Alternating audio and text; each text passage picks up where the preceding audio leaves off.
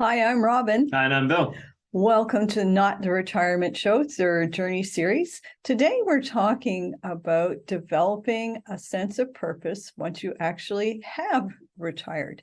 Now, Bill, we've alluded to this one more than once, and we're just getting going in this series. I think that the number one thing that we need to chat about here is the fact that quite a few people do think and believe that they know what they're going to do when they retire. But is your idea realistic and sustainable? So what do I mean by that?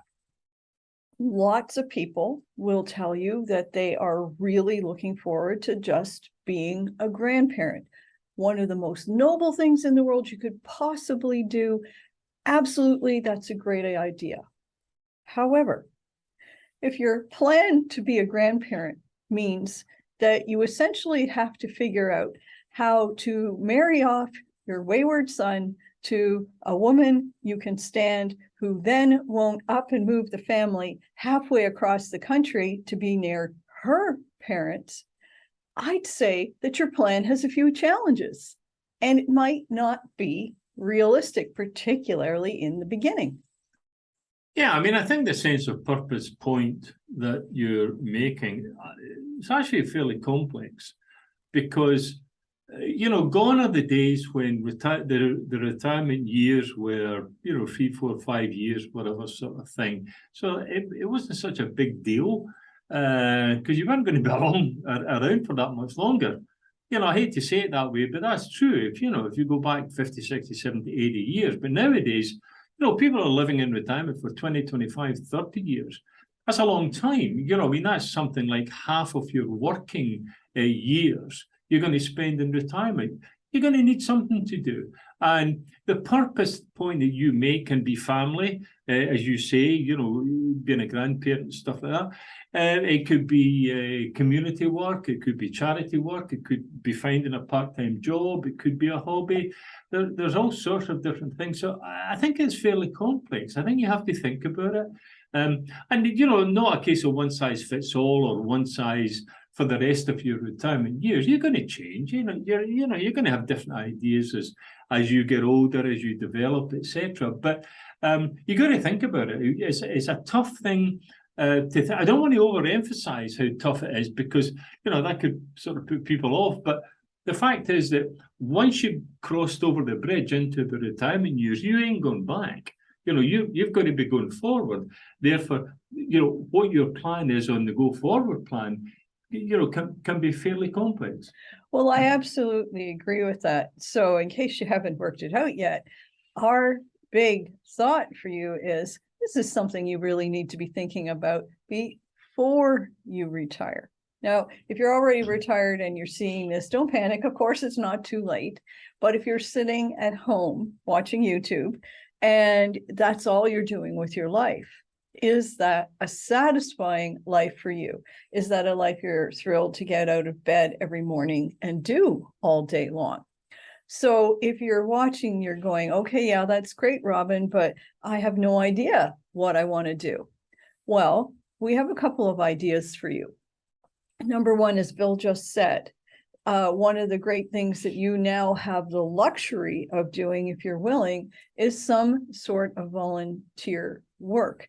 Now, it doesn't have to be the typical go and push the tea trolley at the nursing home or volunteer at the Boy Scouts or whatever like that. It can be a volunteer kind of thing that you make up for yourself. I mean, look at what we're doing here. We are volunteers, essentially, in that we are coming up with this content every single week, and we're doing the filming, and that means we're having planning meetings, and then we have editing, and then we have posting, and then we have follow-up, and it goes on and on and on. But we're volunteers. However, this is something that we happen to love to do, that we now have the luxury of being able to do, in that we have the time, we have the resources, and we can go on ostensibly as long as you guys are willing to keep watching, maybe longer than that. Maybe we'll just make videos whether you watch or not, just because we love to. So you get the point. So if you are open to coming up with your own kind of volunteering project, it's all got to come from inside you. You need to spend some time with yourself and think about, well, what do I really love to do? What would I love to do more of? What would I love to share with other people? What skill do I have? What interests do I have? These days, because of YouTube, anything you love to do can be something that you film yourself doing, or maybe your life partner or spouse films you doing it, and you make your own little YouTube project. It's just an example, of course, but anything could be a YouTube channel. Tying fly fishing knots, cooking, of course, how to prune trees in the garden, anything at all. Well, I think the big thing here is that, the one thing that you kind of missed there was, you've got to have fun. Having fun is a key element of this. No, I said love to do, but you're absolutely right. No, well, I mean, same thing. There's a difference between, wanting to do something versus having to do something. And I suppose that perhaps gets around finance or, money. In other words, if in the retirement years, you have some financial shortfall and therefore you need to make that up somehow, then you probably have to work or have to have a part-time job, some money-making sort of thing, which, if that's the way it is, that's the way it is. But if you can do something that you enjoy doing, and because you can say, I want to do this, and thereby, presumably you're going to want to do something that has fun attached to it, that you're not going to do something through purgatory or, oh, gee, I just have to get those done. You want to have some fun with it. So I think that there is that difference between, I want to do something, I want to do this. And as I said before, you can change. Things change as you move along the retirement journey. But, what you want to try and avoid is you have to do something ideally or, to get money, if that's the kind of problem area. Well, you're making an excellent point. You may very well need to work for money, as Bill said, but don't make the mistake of thinking that you have to do the same kind of work, or that's the only kind of work and you're now, for whatever reason, no longer able to do that work, so you're stuck and you're not employable. In this day and age, that's not true at all. In this day and age, you can do a job doing absolutely anything in the world that you can come up with. So if you're not interested in a volunteer project, or that's not realistic now, the same principle I mentioned earlier would apply. Spend some time quietly thinking about, okay, to take Bill's example, I used to be an accountant. I am sick to death of numbers. I don't want to do that anymore. I want to do something new with my life. What have you always been interested in? What would you be willing to learn about? What would you be willing to try? And in retirement, because you're doing this for extra income, because you're going to have some level of pension income coming in, if you hate the job, if it's not right for you, you have more ability to say, you know what? This isn't working out to my liking. I'm going to try working for a different employer, doing the same thing, or I'm going to try something else entirely, because you can.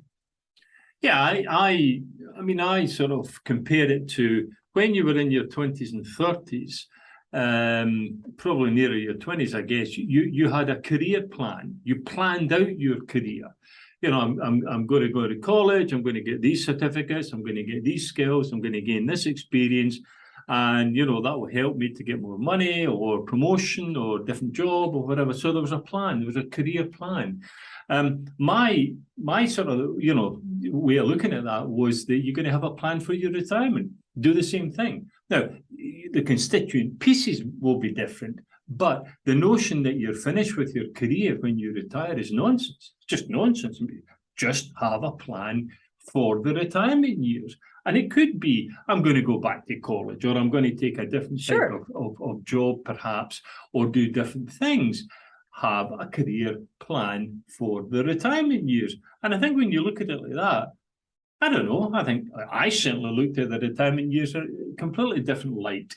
Because, yeah, I did have a career plan. I kind of stuck to it most of the time, but I did have a plan. And then after, a year or two of retirement, I said, you know what, I need to bring that career plan forward, change it, shuffle it around, and come up with different ideas and different plans. Well, if you're still listening, we must have said something helpful. And if you'd like to follow along during this series, don't forget, we have our book, The Third Journey, available on Amazon. You can get a copy and follow along with us. And we'll look forward to chatting with you again soon. Take care, everyone.